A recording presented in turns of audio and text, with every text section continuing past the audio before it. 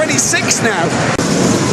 Where'd you get your 4 points from? Come on, Asha, where did they get their 4 points from? Well, I'll tell you what, there's so much basketball to be played here. It's so Rivers Super showing their class there. Well, welcome you on the show. Sports update on Trust TV. Adeni Ajishafe. Well, right now we talk about that particular team. They really shown like million star. They called it the Kingsmen, and they are actually working towards that name. Kingsmen. They've done well. They defeated AS Douanes. They saw that particular clip in their first game, and they also defeated APR of Rwanda in the second game. The third one against US Monastir of Tunisia. A lot of people were thinking they would lose, but they did well. In fact, they blew them away, and now Rivers Hoopers, they've shown their class, winning 1, 2, 3 games. They play tonight. And let's look at that story. BAL 2024, MBBF celebrates Rivers Hoopers' impressive feats as they face AS Douanes in the second game. Well, against AS Douanes, if they are able to win tonight, they get to play the playoff over there in Rwanda. Congrats to Rivers Hoopers, and hopefully they will do well by 9 p.m. Nigerian time. They will be playing against AS Douanes of Senegal,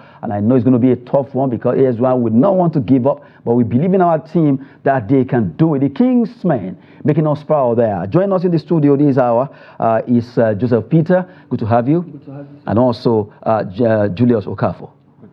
Okay, let's talk about this particular story that you just saw. The Rivers Hoopers, they've been fantastic in this tournament. But so far, they have been celebrated by MBBF for the fact that they were able to do well by winning their first 3 games. And it's a worthy celebration. It's not easy to go and win first, second, third match on the bounce. It's not very, very easy. They have done it. They deserve the accolades they are getting, and the federation deserves the accolades they are also getting. And I hope this continues, and I hope that they get the best result against AS Douanes this evening, which I am very, very hopeful and believing they will. Okay, Joseph, Julius rather.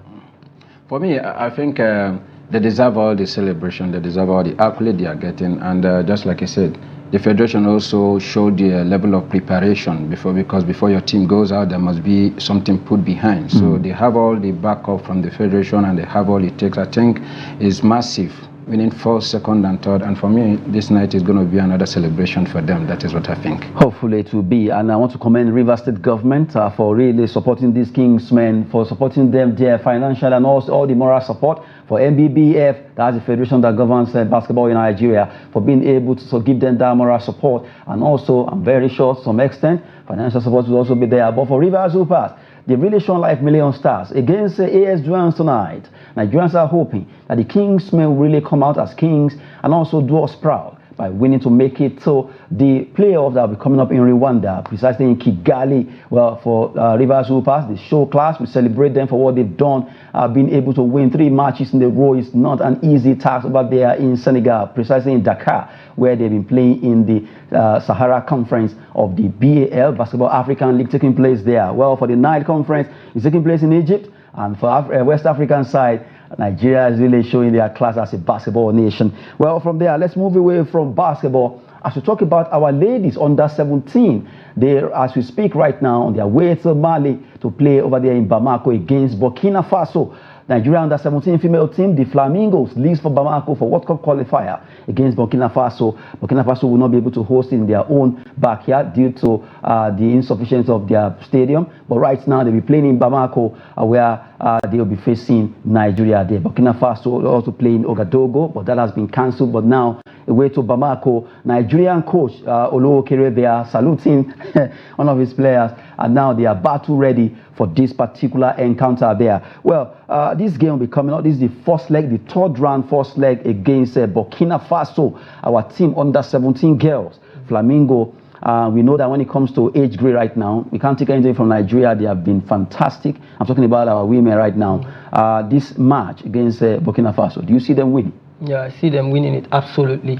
And the level of preparedness will determine it at the end. But, you know, if you look at the domination of the whole, age grade football when it comes to female football in Africa, Nigeria is the topmost. And another setback that would be for the hosting team is the fact that they are not even playing in their own backyard. They are taking us to another neutral ground, and that will kind of help us when it comes to supporters and, backing. So I expect the Flamingos to do what they've always done. The last time they were on a low was, I think, 2018. But any other time they've been good, and I take nothing away from them. I think they will do quite well.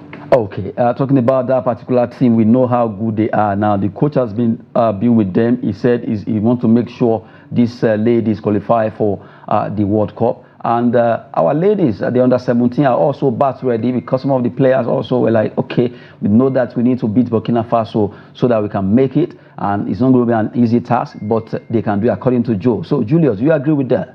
I quite agree with him. We at the underage level, we have all it takes. We have the raw talent. We are creating a better structure for our female for our female teams and for female football to thrive, and it's showing. And as for the match, it's true. It's away. Everybody is away.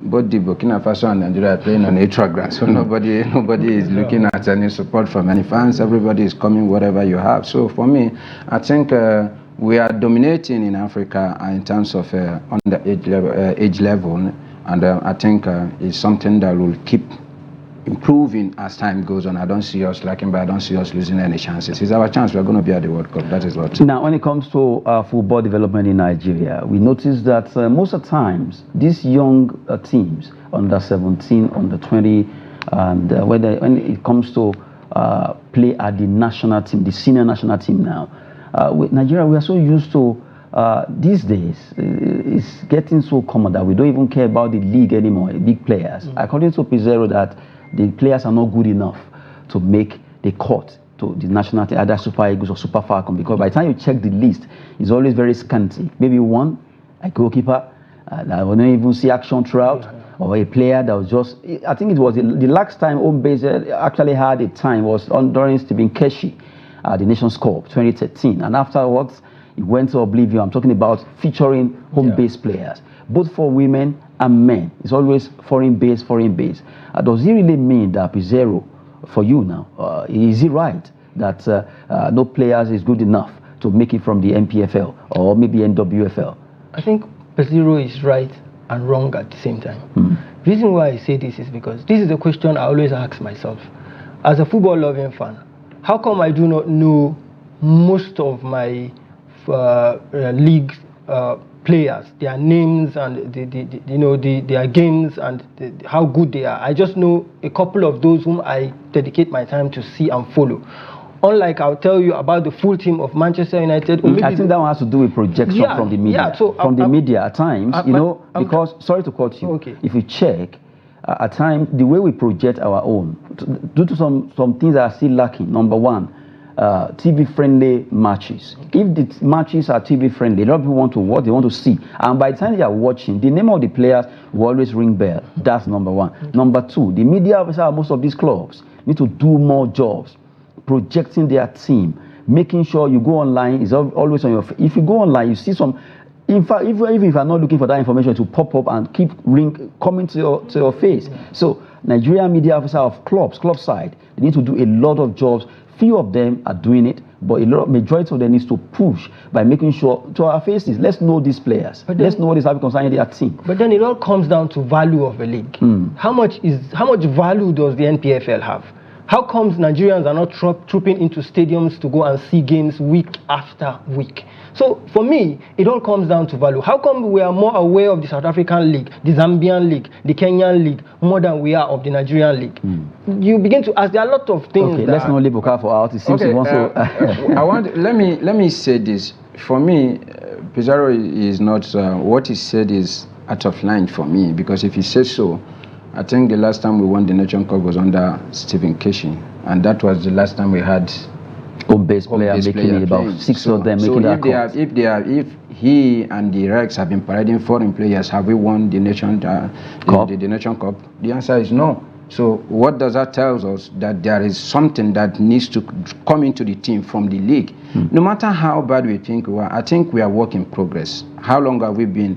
What has been our capital investment? What is the structure on ground?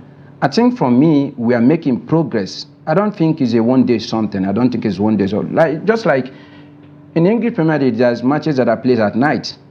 Okay, if you want to play match in Nigeria, and you want to play match, which side or which zone do you think you can have a night match successfully and you're able to have crowd? Because that is when people finish from business and they want to go back home. So they want to use that time to spend it and watch footballs. So that is how you get to know. And just like you said, media also will also have to play a very big role in projecting it. And we as people also have to value what we have. You know, we have focused much on our attention on English Premier, the way he looks, the way they package it and everything, forgetting that it took a large number of years for them to get to where they are. It's not an easy thing getting to that level because you need to invest more on it. So we have to give ourselves the time, we have to give ourselves the courage, we have to give ourselves the support. Nothing stops me from stop watching English Premier League and decide to watch Nigerian Premier League. Nothing stops me, but it boils down to individual, the value we place, individually, the value we place on our own league and what we have. We know a couple of players who has moved from Nigerian league abroad, and before you know it, they are invited. Just like our goalkeeper, let me just say it. Doesn't mean it is when Nwabali went to South Africa that he begins to do well. No. But because we don't place value on it, we think, okay, you need to go out to be able to. Nothing changed from Nwabali. He has been serving penalty in the leagues and all that things, but nobody noticed it, not until he moves out there and everybody begins to, oh, whoa, whoa. So we intend to appreciate something else and more than what we have at home. There is nothing we don't have at home here. The same thing is affecting us concerning coaches. Yeah, if you notice, we always tend towards foreign coaches. And I understand all this you have said, but how can you value what you don't see? And ask this question really, is the media responsible for projecting games? Are they the ones really responsible for projecting games? The media? No, I think it's the sponsors, and I think TV rights. Yeah, TV rights and all that is the sponsors and the owners of these clubs. And not just them, you would have to give the sponsor a quality league that has good officiating for him to come and put his money in it. Somebody cannot come and put his money into what is not, what's very, very risky. So there are a lot of factors to this. You can sit and condemn Pesero for saying no, the players are not good enough. But how much of those players does he see? Nwabali was the goalkeeper in this league. We didn't see him. He wasn't projected. He went to South Africa. South African league is projected. We all saw him. Now look at how far he has gone. So really, for me, it's just the structure and the sponsorship and the TV rights and all that. Everything has to be fixed.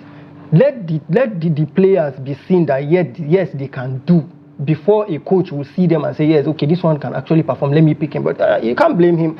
If he goes picking these players and he's exited, maybe he gets eliminated in the first round of Nations Cup, we always sit here and condemn him. Well, we've been diverted. Okay, Okafor seems not to be agreeing with that. No, because if the way we are also eliminated at the last Nation Cup, don't people criticize him, people say all manner of things, and we have foreign players. So in any time you lose, whether home base or foreign base, people have their opinion, they have the way they view it to be. Some people would have said if he has come with home base player, probably would have won. No. They would cite an instances with the previous one we won. So that is how it is. That is football for you. For any time you lose, okay, what I'm going to do is this. What I'm going to do is that maybe next time we're going to come up with this home base versus foreign base player as an argument for both of you. Yeah. So let's continue.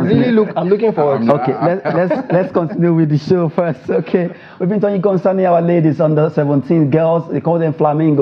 Right now over there in Bamako, they'll be facing Burkina Faso in their own game for the qualifier and third round. Hopefully this is the first leg. Second leg will be coming on in Abuja and wish them the best there. Now we cross over to talk about UEFA Europa Cup coming up.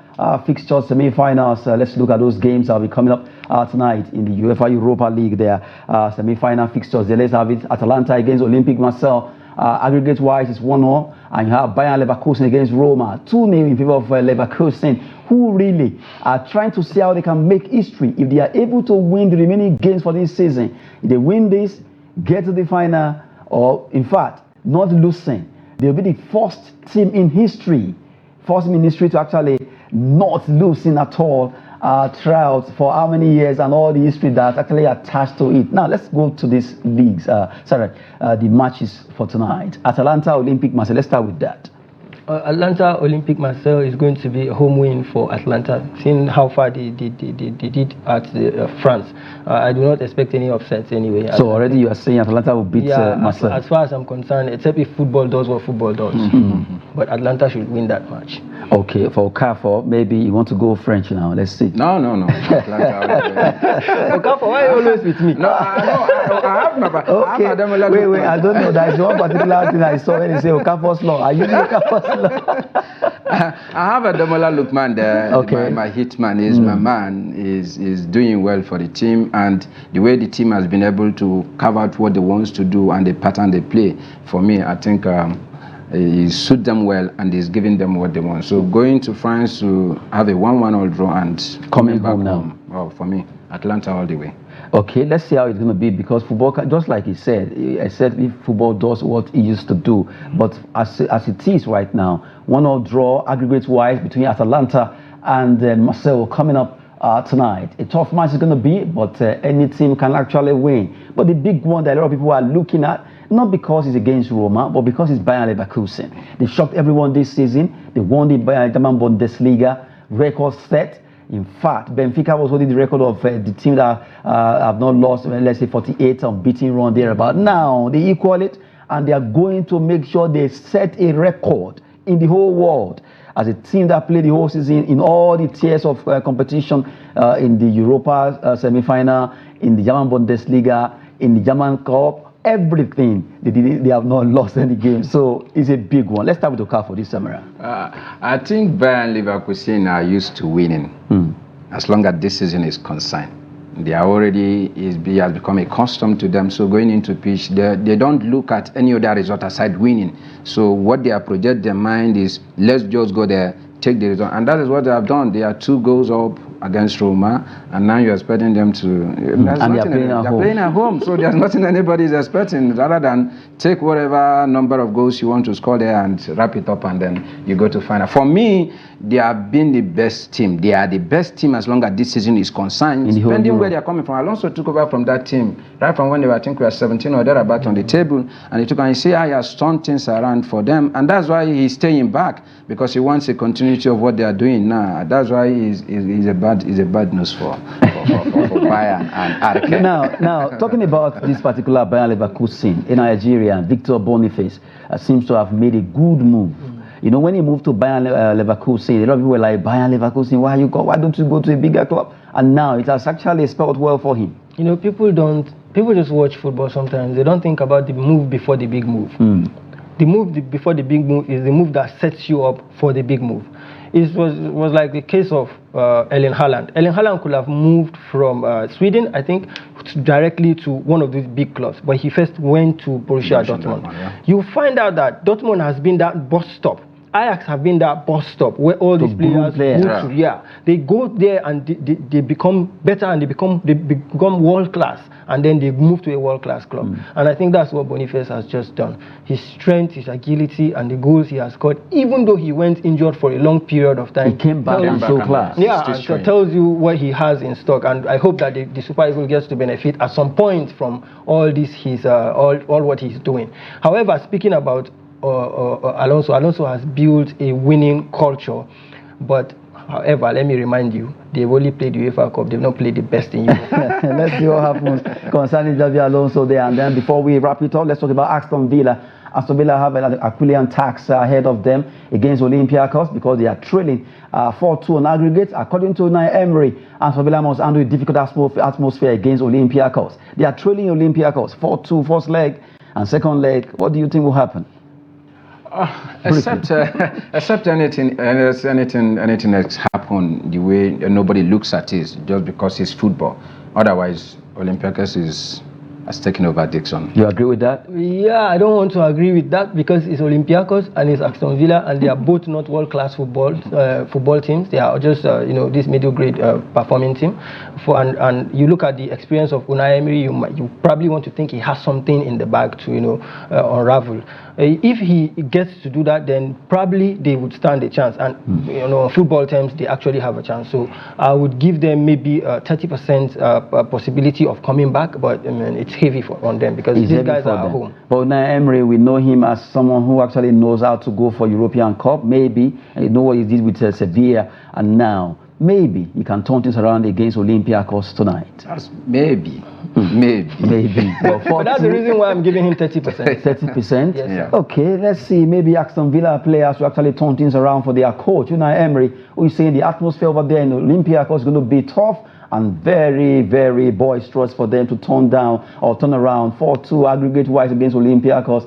But anything can happen in football, you never can tell. Before we go, let's give you some gossips in the world of transfer. 3 of them, Aston Villa, Arsenal, Aston Villa, Manchester United. One's winger, Michael Olise from Crystal Palace. They've been trying to see how they can sign this player, but right now 3 of them are jostling for his signature, and who knows where the Frenchman will be playing next season there. For Olise, Crystal Palace has been a place for him, and he has really shown like million stars. Another one has to do with the Blues. Chelsea in verbal agreement on personal terms with Palmeiras winger William Esteval. Esteval is 17-year-old, and right now the winger is really edging closer. But verbally, they've agreed with Chelsea on personal terms, and he could be moving to Stamford Bridge. They're trying to turn things around with Chelsea. Let's see how it goes. And the third one says Galatasaray to sign Chelsea winger Hakim Ziyech permanently after a good performance. He has been with them, the Galatasaray team, and he has done so well. Right now, it's possible that they don't want him to go back to Chelsea. They could actually make him to be permanent with them on that particular deal there for Hakim Ziyech. Well, in the studio with us this hour has been Julius Okafor. Thank you so much for coming. Thank you so much. And also Joseph Peter. Thank you so much for having me. Okay, we have to go now. Our time is up on the show. Sports Update on Trust TV. I'm Adeniyi Ajishafe. Thanks for watching.